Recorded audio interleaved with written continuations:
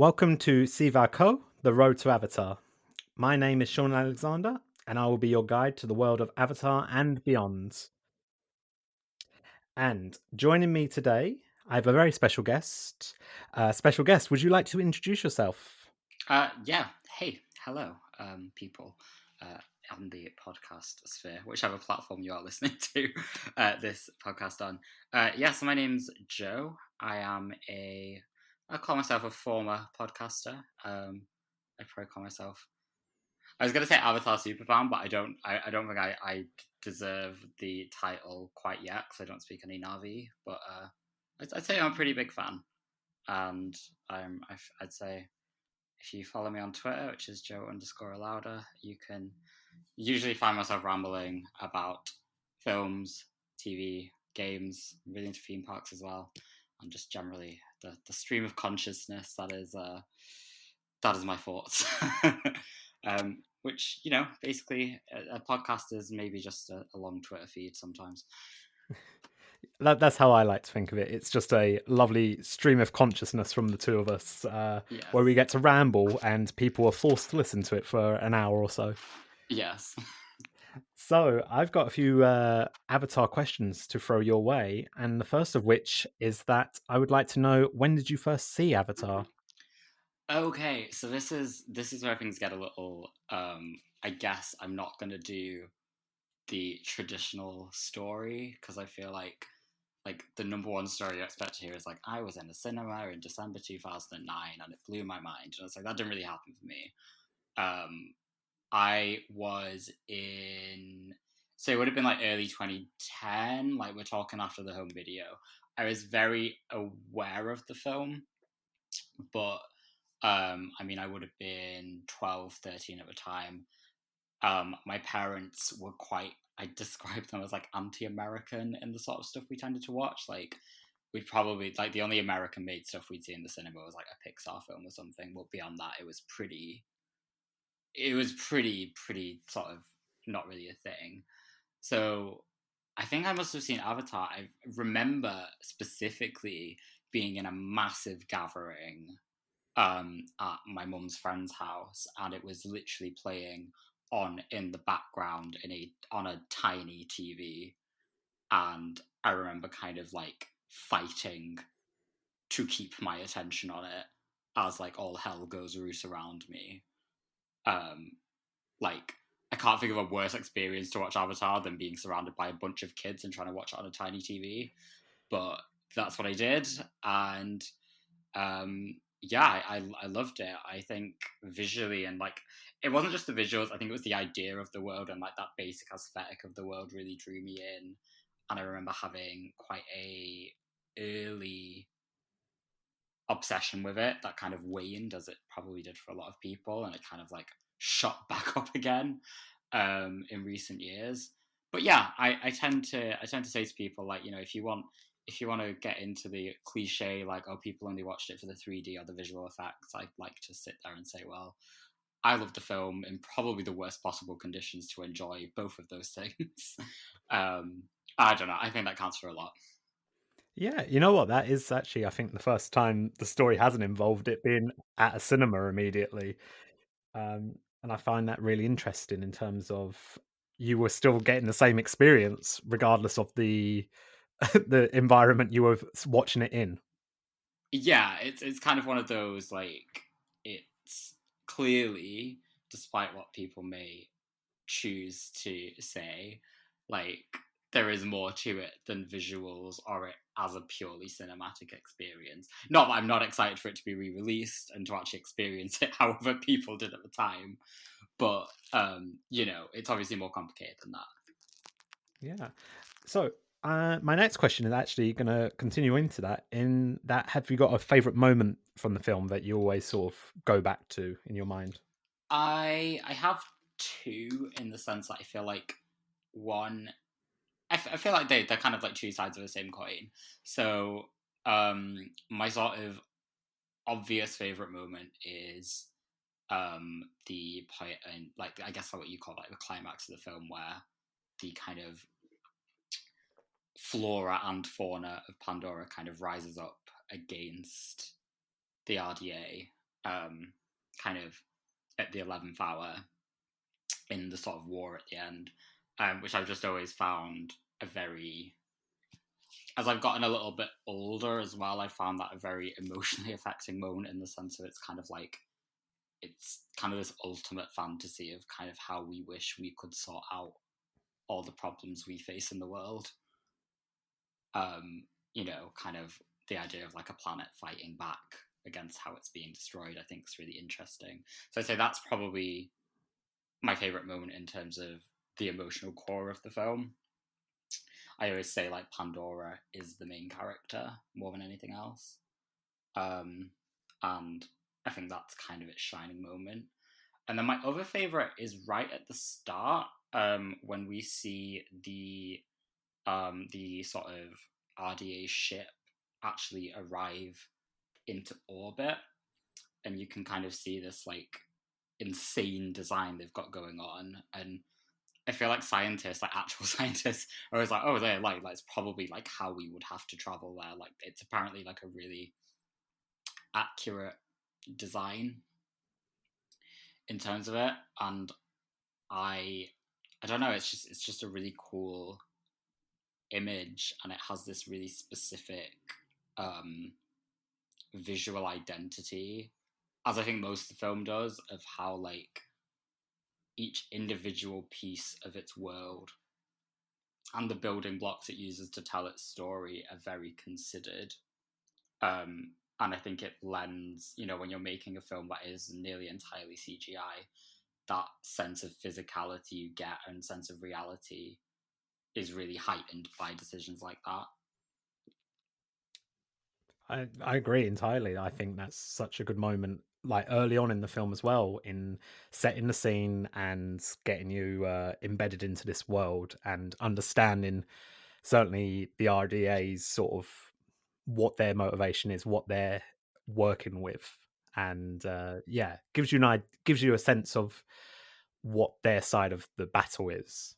Very much. And I don't think it allows you to other them from an audience perspective. Like the technology they're using isn't far off our own in reality. Like I think like it's the same in Aliens, to be fair, um, where like you have technology that is still visibly human.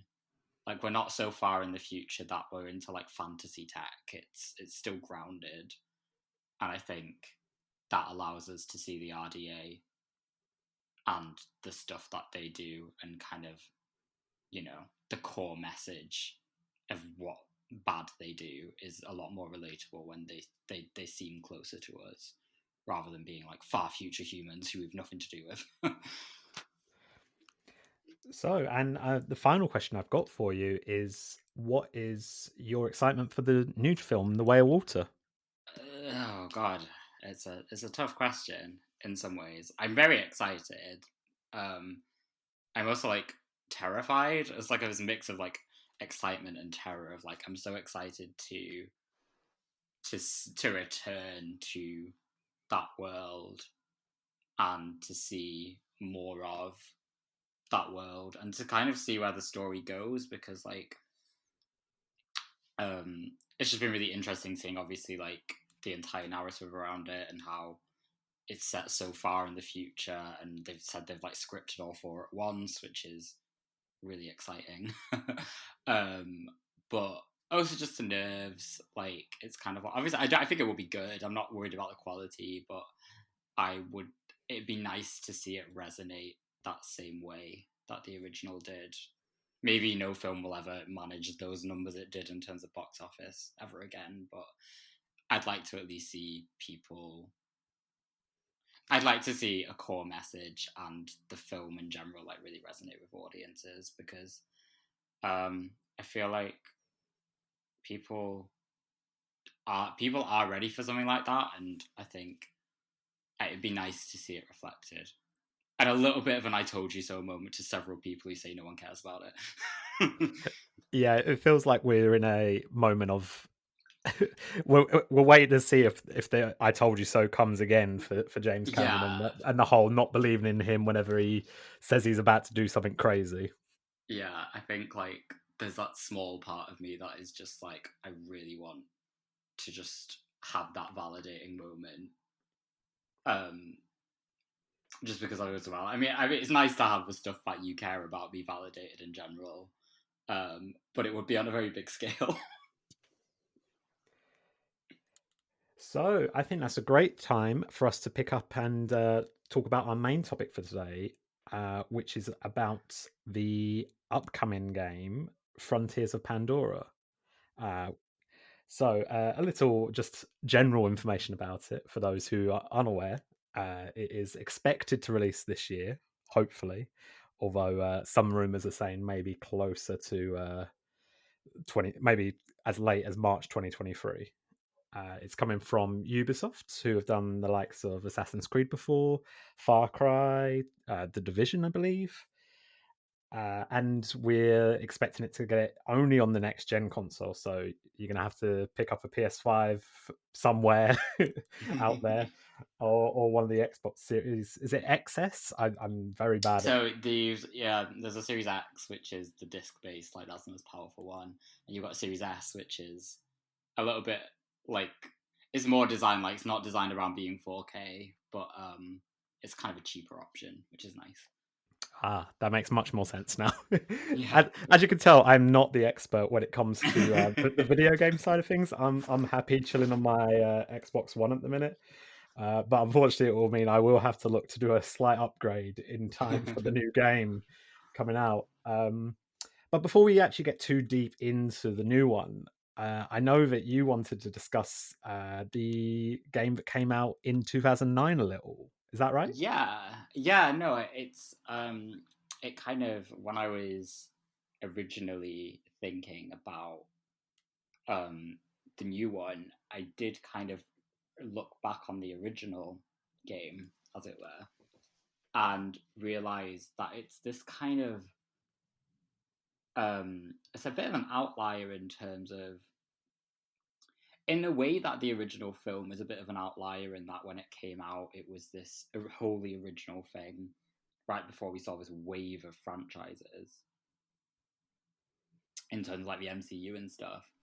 Um, the original Avatar game is probably one of the last big examples of like a major movie tie-in game.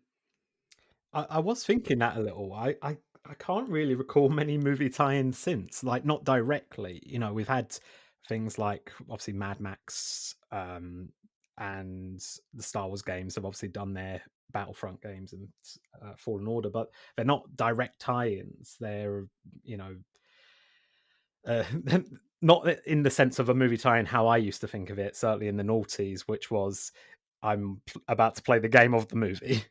Yeah, and it's like, it was like they came out at the same time. Like the game pretty much lived or died on the movie's success. Um, and there was definitely, I guess, a pretty expected level of quality for them, and it wasn't especially high. Like, you usually hear fond memories of these sorts of things, and it's usually like, oh well, I had a lot of nostalgia for it, versus knowing whether it was a good game. It's all Um, nostalgia based enjoyment, I believe. yeah. I'm thinking back, and the one that really stands out to me was Episode 3 for Star Wars, and playing through that. I think I played through that game in a week, uh, because the quality of it was so bad, and the game was so repetitive that every level was basically the same. I mean, that's kind of a bit of a funky one, because that came out before the film and Wait, did had, it? Oh yeah, no! it came before the film and it has scenes from the film in it. It's really weird. Maybe I spoiled Um, it myself at that point. I can't even yeah, remember. it's really crazy. But yeah, that's what I mean. They were always sort of attached to. I mean, Star Wars is a bit of an outlier anyway, because it was always attached to. They'd always release more. Like, I think Episode 1 had like 6 separate games tied to it. It was insane. Um, and the original Avatar is a little bit like that, in the sense that it had, each version of the game, depending on the console, was different. Like, it had a sort of the next gen version, as it was at the time. Then it had the handheld version, which no one talks about. Um, And then you also had like a mobile version that was right when like the iPod Touch was taken off. So that was kind of its own little full 3D thing that basically had three separate games. I think there's a really good YouTube video on it actually, but there was definitely like there was like a Java version on like proper like Nokia phones as well. Like there's just so many versions of this thing. They've all got like unique-ish stories. Like they don't follow the plot of the film, but Yeah, like that's what when I was sort of read. I have never played any of these. I'll be honest with you, and I might try and seek out the 360 version if I can. Actually, I've still got a Wii U, so I could grab maybe the Wii version as well. um, apparently but the from Wii what I version's the best one. oh, okay, cool. I'll try and get that one then. But from what I can tell, yeah, like every single version of this game is like entirely different. I saw some video from the DS version, and it's just an entirely different game, which looks kind of fun, if I'm honest, for a DS Yeah, game. it's And it's crazy. im- and it's kind of a bit mad to think that we haven't had really anything since then in terms of games from Avatar, because it feels like such a rich world, but they only partly explored in these games.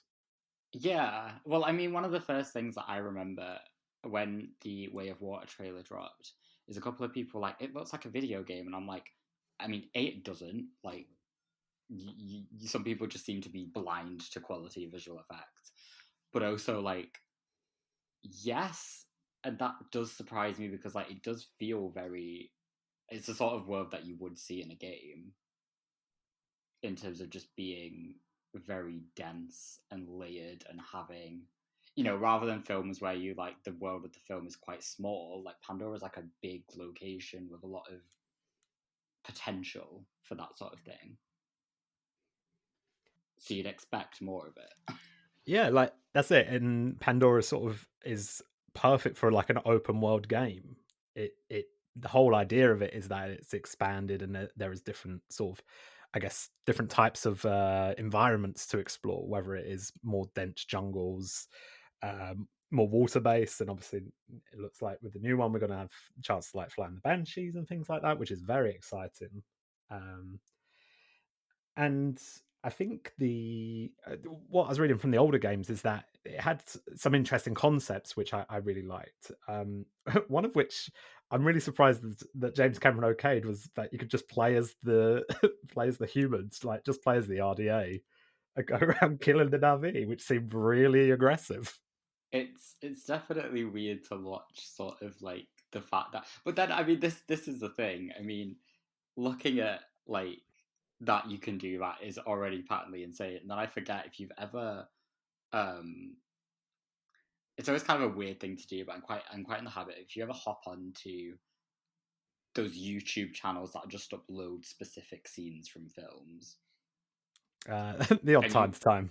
yeah, you hop onto the ones from Avatar, and there will be people who hardcore are like the RDA was right. Like they watched the film and that was their takeaway, and I'm like, maybe it was for them. That's so bizarre to me, like how you can read that into the film. Like that's Yeah, quite impressive to have taken that message from it all. yeah, and I think it's kind of I think that was the moment I was kind of like, do you know what? Some people just like watch things wrong. And that's okay. Um, You can watch it wrong if you want to. It's fine. you're entitled to your wrong opinion, but Yeah. yeah, it's insane to me. And I mean, I think the game in general is really it does make me laugh because I think at the time they were like, oh, it's kind of canon. Like I don't really care if stuff's canon or not. Like um, an experience is an experience, and say like I always remember like those old Star Wars games which probably were dubious levels of canon, but they were never going to affect the films, so it didn't really matter. Are um you talking like Force Unleashed? Because in my head, that's the one where it's like this is no way canon because you're murdering everyone. that's what I mean. Even though they were like it's canon, I'm like it doesn't really matter if it is or not. Like I'm none of this is ever going to factor into stuff. um but yeah, no, the original the original game, like the next gen as it were version, just to differentiate, like the main story is basically just the film, but like set 2 years before it. and it's just really funny, like when you watch the film, bearing that in mind, that like they look at Jake defecting, and they're not like, "Oh yeah, this happened before. We probably should have planned for this." Yeah, like this is something that happens on a semi-regular basis now, guys. We Yeah, should like really have something in place to deal with situations like these.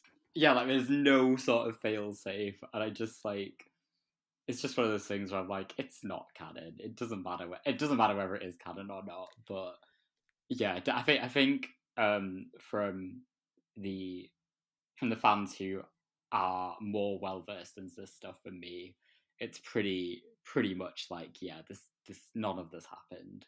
Um, it's already a little bit dubious across the board because there's loads of stuff that came out in 2009 that's now struck off the record, as it were. But yeah, pretty much the original film and everything that came out after the film.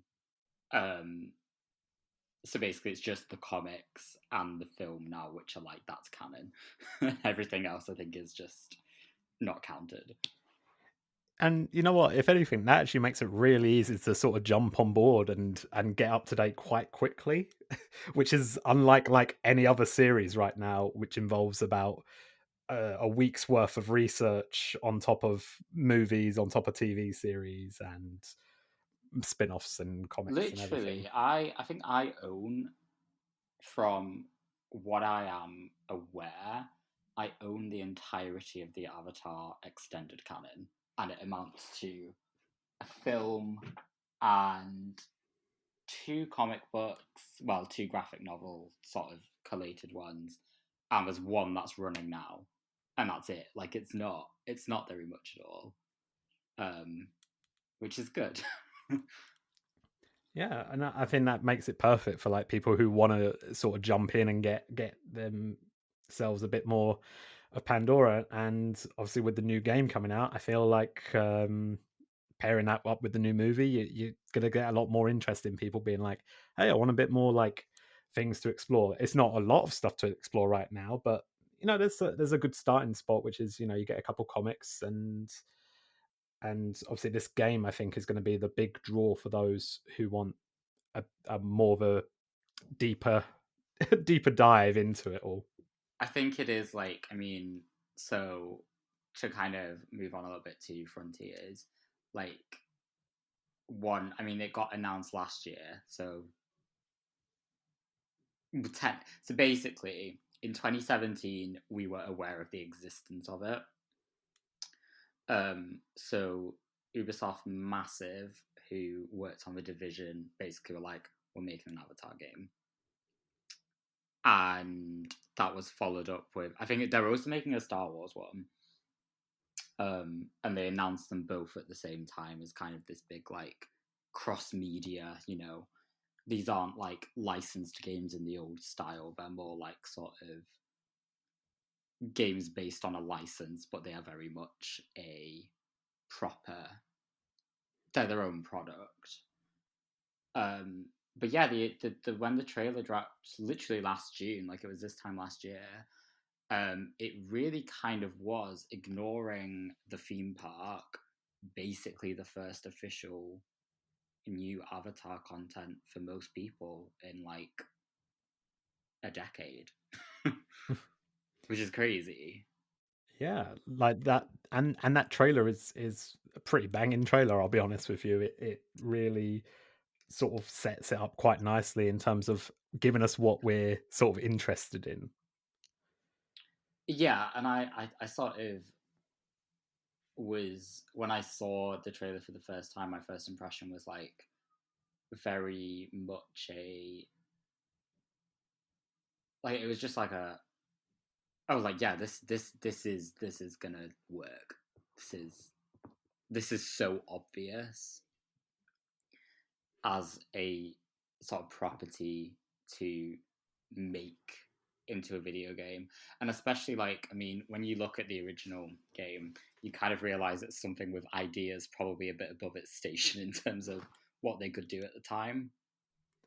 Yeah, that's I think that stands out the most from like the videos I've seen is that it had such big ideas and concepts, but that it had no way to be able to reach that scope it was trying to do, in terms of it couldn't do that sort of open world thing. I'm trying to think back to 2009. Open worlds existed, but they were very limited in terms of what was in them, or the variety of things in them. I was sort of, I think the biggest difference I can come up with is like density, not just in terms of like um obviously when you watch the trailer, one of the most notable things is how like dense the imagery is. Like there's always something going on in every shot where you're like, it's just packed full of stuff. And I'm not talking like content, I'm just talking in terms of that sort of like, it starts in that jungle and that level of dense foliage is a lot harder than it initially looks in terms of like actually making that happen on a console. Um, but also the verticality of Pandora, because I think when you look at, say, um, lots of open worlds, say you look at, say, Assassin's Creed, it's vertical to an extent, but it doesn't have that like from the air to the ground sort of thing. You're always at some level of ground level. Um, versus like I was actually playing Cyberpunk the other week, and even in that, you're always looking up, but you're never going up. um, you know, and I think one of the immediate things I noticed in the trailer was like it seems to at least promise a kind of seamless transition between being on the ground and being on a banshee or an ikron, whatever you want to call it. And that sort of sense of like when you look at Pandora, it's always like, I mean, you've got like the floating islands and stuff that kind of mean that ground level is on every level in some ways. Um, and I think that's probably what they need the technology for, to not just have a sort of flat world, um, but that ability to have like seamless surface to air and all that sort of stuff that I feel like would really sell the actual Yeah, exploration. definitely. And I feel like, um, I don't know about you, but there's a couple games I have in mind where I'm sort of like, okay, I can see how maybe they've seen that this sort of game has come out, and that sort of prompted them to be like, hey, no, this is actually something possible now. Um, and I feel like was the most recent like Legend of Zelda game, is it Breath of the Wild? Has a Yes. lot of sort of large landscapes which are traversed obviously via the air, and I feel like that's um, something that they might have seen and been like, okay, no, look, this is something that we could actually use. Obviously, not direct inspiration, but to prove that it is possible to do that sort of vertical integration in terms of what is land, what is air, and how can you transition between the two easily. Yeah, and I mean, I think because obviously the game's first person, not third person. I don't know if it's always first person. Like, I can imagine stuff like the Ikran flying and stuff being in third person, just because for ease of use, um, and probably not wanting to like get motion sickness. But sort of when the most obvious thing people came up with was like, oh, it's just going to be Far Cry on Pandora, which I mean, on its own doesn't sound like a bad thing, um, but definitely you can see how there's some clearly obvious inspirations or what you would expect them to be inspired by, like Breath of the Wild. I think is really important for how like exploration feels in a game, and I think it would be really sad if exploring Pandora was just following map markers.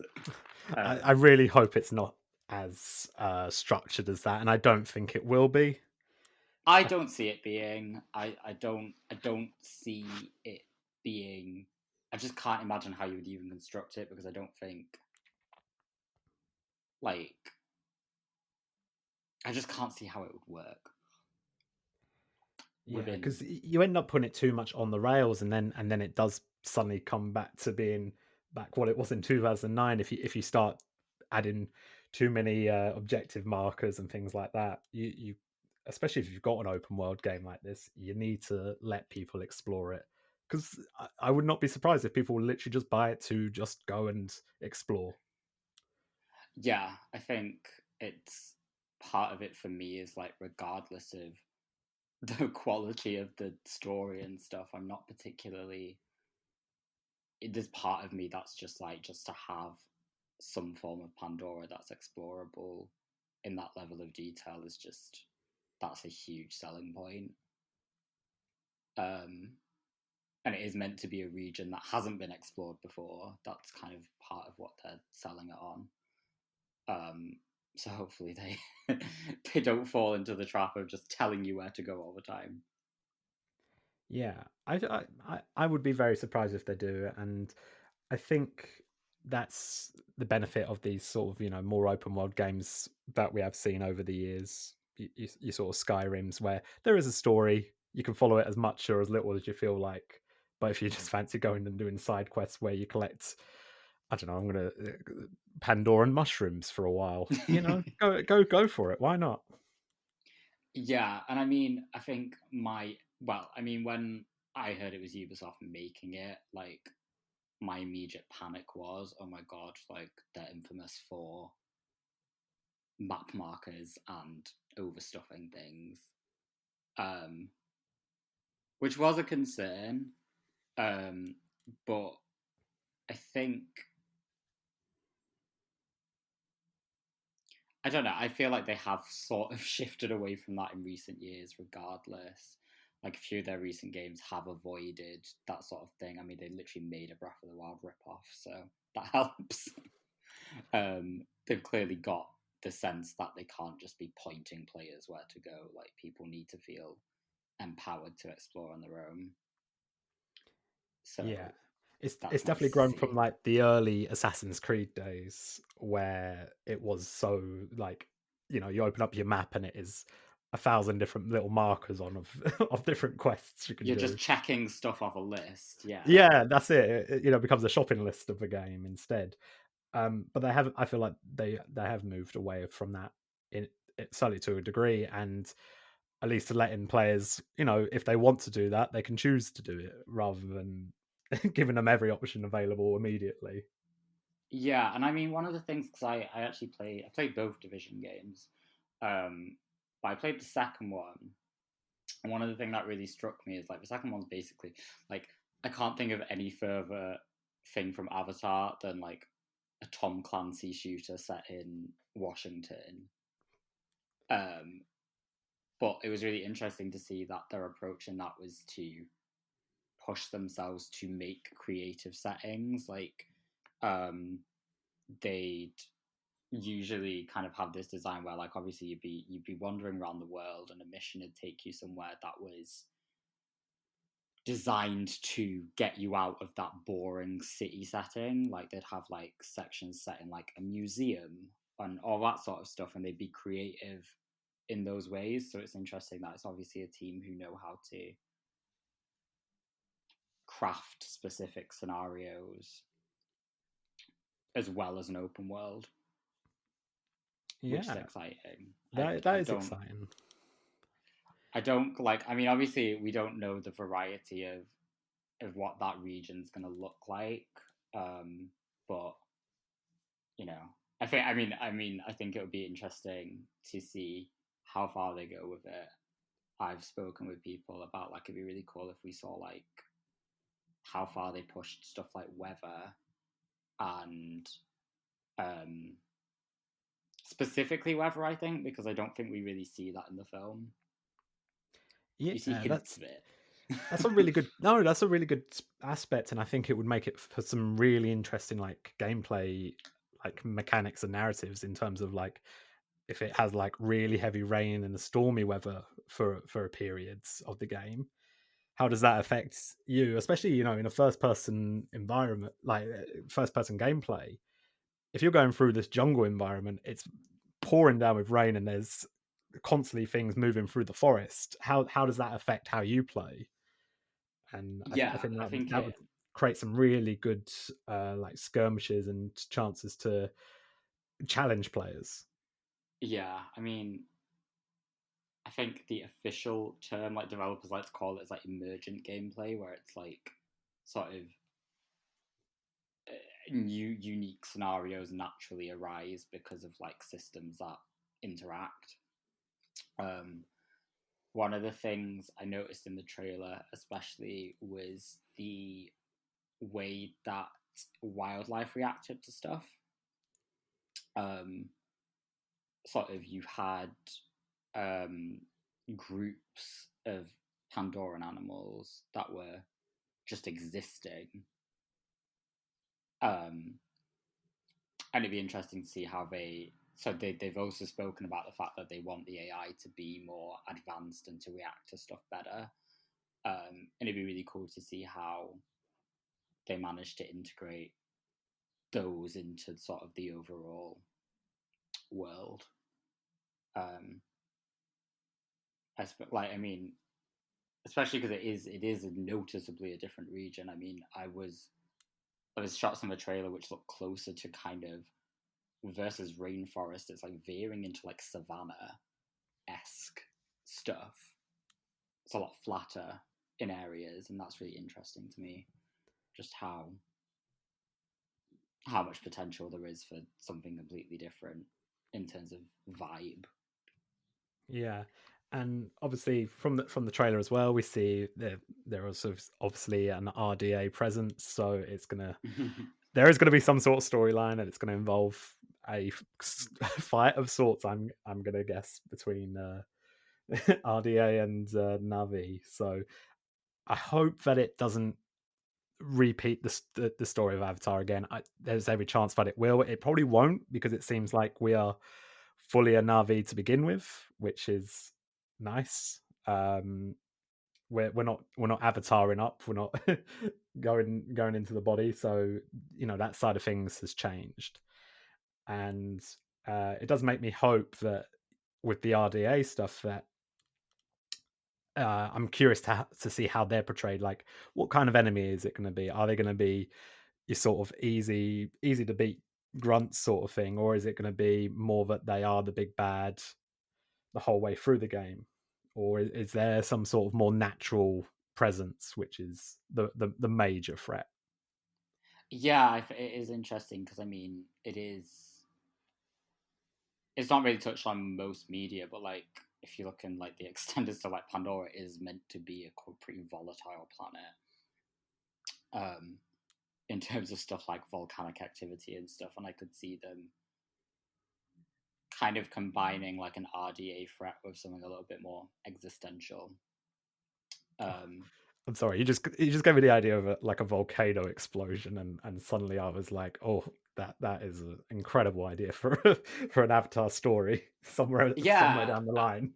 and it is something that I see occurring with the sequels. There's a little bit more of the sense of natural threat. Um, but yeah, no, definitely. I think looking at, I mean, part of the thing is like Ubisoft have already said that it's not just gonna release as a game. It is. I hate the phrase, but like it is gonna have some form of live service element attached to it, and they've said they want to keep it. There's gonna be year on year updates and DLC and stuff. Um, I don't hate that in a way. I like it if it extends it for the right reasons. it normally sets off alarm bells, but then I was also kind of thinking, we're getting Avatar sequels every 2 years. So I guess like if they wanted to just extend the life of it so they can release a more up to date one further down the line, but or they can tie it in with stuff that's happening in the wider extended universe, I think that works quite well. Yeah, it But just needs to be that more mm, than just here's a DLC, buy a new avatar skin that slightly looks more like you. yeah, and I mean, I'm not exactly to put it mildly, like I'm not a big fan of Ubisoft as a company. For several reasons I won't get into, but Um, yeah, I do have concerns about that sort of thing, but at the very least, like I think the Division 2 was pretty. I think it did a pretty decent job of kind of keeping the flow of content going, and I think you know what, as long as the core game is solid, I'm not too concerned about what comes further down the line. Um, it would feel weirdly off message for the franchise to be charging me $5 for a new Navi tattoo or something. That that's in my head. I think I'm along the same lines that I can't see James Cameron signing off on the fact that he'd let anyone do something to his game to his property, which it is. He is his baby at this point, and he wouldn't let anyone do any damage to it in a way. Uh, Yeah, I mean, there is definitely. It's not a franchise that's a stranger to incongruous things. I mean, oh you know, no, I'm not going to say plastic it's bags at Disney perfect. World, amongst other things. But like, But there's certainly there's a level in which he would not let it fall below, and I feel like he would want the game to come out in obviously a decent quality already, but if it's going to extend the story and keep going, it's going to have to. I'm assuming going to have to go through him and his writers' room for approval to make sure nothing comes up that yeah, shouldn't do. and I sort of have faith in sort of. I mean, obviously Disney have some stake in this now. I don't know to what extent Disney are poking around in stuff to do with the sequels, but um, however, God, I can't remember when Star Wars Battlefront, the second one came out and had like loads of loot boxes and it was like a massive stink. It's kind of an open secret that Disney stepped in to stop that from happening because it was doing so much damage to the overall Star Wars brand. So I could see them wanting to avoid anything too egregious on that front. I agree. Disney, as you know, they have their downfalls, but they sure know how to kick someone up the arse if they need to, if they're not happy with how one of their products is looking. And Avatar is now in that. Avatar is now under that umbrella. Really, they own Yeah, Fox, or what was Fox, and that's where Avatar came in. And I imagine that Disney are looking forward to a hefty chunk of the box office later this year. yeah. I mean, it's kind of. I think they call it like brand integrity. Um, whichever, like, it's the sort of stuff where they basically cut down on like joke merchandise for a lot of stuff as well. But yeah, I can see them wanting to keep that all together, especially because I mean, for all intents and purposes, like this is a relaunch of a franchise. It's not a sequel in the traditional sense in many ways. So for you, if there was like one thing you want this game to do, or there's like a moment you wish you could see in a game like this, what would it be? Is there anything that really in your head you're like this would make it a 10 out of 10 game immediately? Um, ooh. I know I've really put you on the spot there on that one. It's kind of yeah, because it's already a kind of it's a hard thing to. I'm very conscious within myself of like unreasonable expectations. I think one of the things as I got a bit older is realizing that like developers are human beings and making games is hard. um, but I feel like probably my reasonable expectation is yeah, it was like I said before, it would be the weather, it'd be a sense of Pandora not feeling like a theme park ride, but feeling like a dynamic world that interacts with each other, which is less of a specific thing and more of that thing that ties it all together. Um, oh, so I just hope the flying's really good. That's my concern is I don't know. I'm so curious what the controls are going to be like for the flying.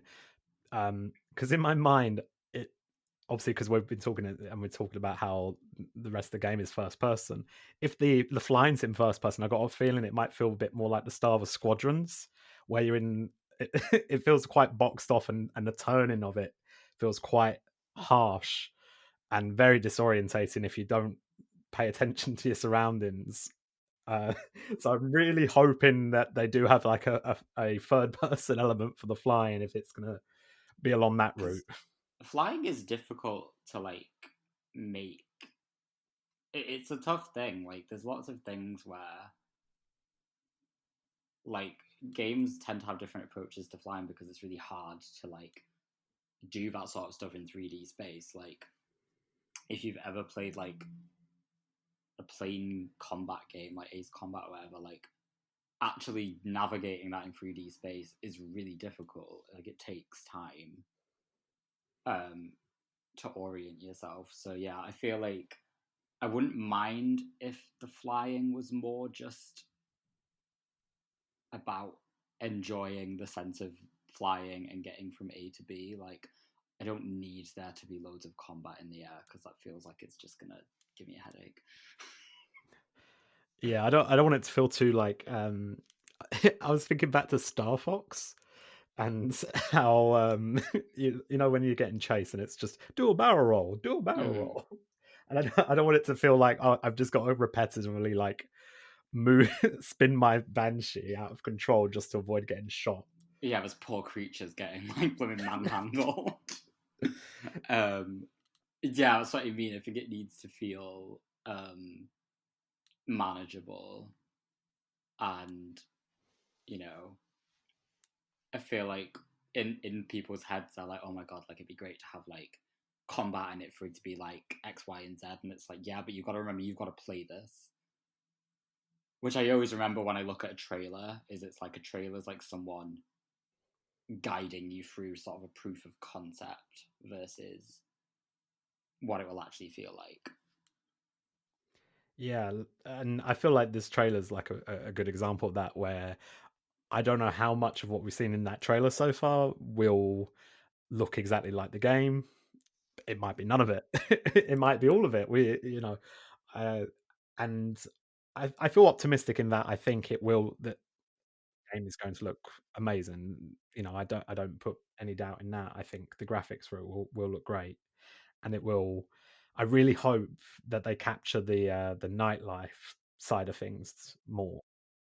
That's what I'm most excited for in terms of. I really hope that the it's so luminous at night that it creates this whole new feeling of playing it in the dark. Yeah, and I feel like that's the thing is like Pandora's a different place.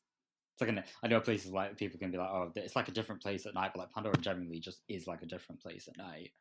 Um, the entire character of it seems to take an entire shift. And we only see a brief shot of that in the trailer. So yeah, I hope it's maybe. I don't know if they're going to plan to do it. It'll be day night cycle. I don't know if they'll plan to do it that way, or if it'll be more like you'll reach just a certain period of the game and then it will just be like it's time for it to be nighttime for you to do these nighttime missions. I foresee it being like a day or night cycle. Of a part of me, like the only part of me that sort of slightly moves again. Whenever I play a game with a day and night cycle, the cycle always feels a little bit too quick. Yeah. Oh, So I there's hope one game. I can't feels remember what it paced. was. I played something and I was like, this day and night cycle was so quick. I was rotating through it so fast. I was like, I didn't even feel like I went through anything. Yeah, and you're kind of like, especially like, I feel like it'd be less of a thing with Avatar, so I'm not concerned about it because in the day and night, I feel like it has equal character. But I played some games where I'm like, you're playing at night and it's just dark and you can't see anything. And it's not fun and you just want to play it when it's day. Or sometimes it's the opposite, like Cyberpunk looks 10 times better at night. So why would you want to play it in the day? Um, I feel like Pandora is balanced on both sides. But you don't want it to be so short that nighttime doesn't feel special. Yeah, and I think if they integrate the sort of, what sort of challenges you're facing. So I imagine like during the day it's more of an RDA threat. During the evening, maybe it's more of a natural threat because the less friendly creatures are coming out at nights and things like that. And I think that will create an interesting dynamic where there could be like crossover periods where it's almost a freeway battle. Things are fighting each other and you're sort of stuck in the middle of it. I think that would be so. I think that's something that I'd really love to see is that integration, like those moments where you're stumbling upon like because like you're stumbling upon a story already happening where you've got like the RDA and like some of the wildlife already engaged in a fight, and you can you know engage in that yourself, or you can walk away, but like it's just a instance of a thing happening. The sort of sense that a world's happening whether you're there or not. Yeah, and I think that really like changes the game from being um the concept of an open world to actually being more of an open world in that those things do just occur and they don't feel too scripted, which I know some games it does feel a little too scripted in that you turn a corner and suddenly there's this. I think Batman does it quite a lot, certainly in the later games where there's just random fights going on, but they're always the exact same fights going on the exact same spots. So it's Yeah, it's predictable, and I don't think that I don't expect Frontiers of Pandora to do that as much. I expect it to be a little bit more randomized and a bit more natural, especially with what you said about the AI and it's sort of trying to react more naturally to itself. yeah. Which I think that's the one of the big things they've spoken about has been that sense of not just natural reactions, but like where you'd expect stuff to react, it will react. Um, which I think is a big deal. So I think was there and much else for you that you felt like needed cover in regards to Frontiers of Pandora? It is early days still. It feels Yeah, like. it is early days. I feel like this was. I feel like I kind of wanted to talk about it at a time when there's still a lot of possibility for it. Um, it's nice to sometimes compare your thoughts with the end product. But yeah, I mean, we're just waiting on more. I think everyone expected to have seen a bit more this month, but seemingly not happening. Um, but hopefully soon we will get an official deep dive. I think um, just as a bit of a kind of for anyone who's curious, I think Sony have got the marketing rights for it. So I think that I know for they've got them for that Hogwarts game as well. And I think they did like a little state of play thing for that. So fingers crossed there'll be one for Avatar soon. Because I feel like we're overdue some proper gameplay and a release date. Yeah, and it really depends if they think, oh, do we want to like jump on it before the movie comes out, or do we want to like ride on the 20 weeks of box office it has after? So I mean, if I was being sensible, I'd release it afterwards. But like personally, I want it before. That's it. I'm like, in my mind, I'm like, oh, the smart thing to do is to release it, when everyone's really hyped and already seeing how good the movie is. But in my in my heart, I'm saying, give me that game as soon as you can. That's what I mean. It's. I'm just torn. But I mean, the good thing is, and this is probably my final thing I've really got to say in terms of the game itself is in a time when I panic about games getting rushed, this game was delayed because the film was delayed, so they've had more time than planned, which is a good sign. I was going to say, I don't think I've heard of a game getting delayed a lot recently. Certainly not, not for positive reasons. A lot of the Yeah, time, but the I delays think seem for to. this they were literally like, well, we were gonna release. It was always gonna be released the same year as the film, but the film got delayed, so they've had more time than probably they ever planned to have, just because. of that, which is kind of a good sign. I'm hoping they're gonna have had the time to polish it up Yeah, more than usual. I've got high hopes, honestly. I'm really looking forward to it. And I was also going to ask if, next time we get a big announcement for this, would you like to come back on and we can continue our discussion, see where, Yeah, see of how things course. have gone? I was sort of hoping we would have had something now by now, but yeah, fingers crossed. Imminently, we can actually discuss hopefully more than a 2 minute trailer, um, Maybe we'll and a get 4 minutes. hypotheticals. 4 whole minutes. What a treat. But yeah, no, I'd love to. I mean, it's just really exciting to sort of get that sense of a franchise going on all cylinders again. And I think that's the most exciting thing is it's like it's a film, it's a game, it's a comic, it's all happening at once. And it's after a 13-year drought or whatever it's been, it's nice to just be getting a lot all at once again. Yeah, it's been that long dry spell, and now we're finally gonna. Well, not just yet, but we will be feasting soon. Yeah, it's building to it. I think that seems like a great place for us to finish off for today. But as I said, next time we hear anything on Frontiers of Pandora, I'll grab you back on, hopefully, and me and you can have a little discussion, see how things lie. Hopefully, that is before the game releases. I would sure hope so. Um, but yeah, I would absolutely love having you back on because you clearly have a good love for the game, and well, hopefully, the game matches our expectations. Yes, that's the big one. So, Joe, where can people find you then? Yeah, once again, if you find me on Twitter, it's Joe_Louder. You can actually find me on the Learn Navi Discord sometimes. So if you're on there, I'm there. Hi.